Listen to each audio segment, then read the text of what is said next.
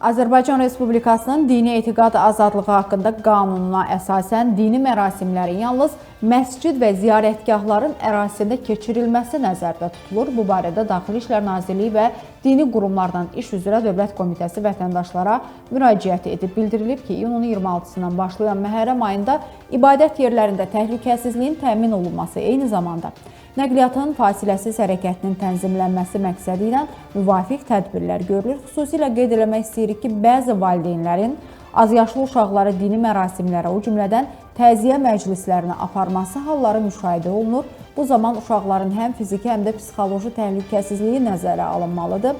Valideynlərdən xahiş edirik ki, azyaşlı uşaqların bu cür kütləvi mərasimlərdə iştirakının məqsədə uyğun olmadığını nəzərə alsınlar və qanunvericiliklə ziddiyyət təşkil edən halların qarşısının alınmasına xüsusi həssaslıqla yanaşsınlar. Hər bir vətəndaşın sağlamlığının, hüquqlarının və təhlükəsizliyin qorunması bizim ümumi məsuliyyətimizdir deyə müraciətdə qeyd edilib.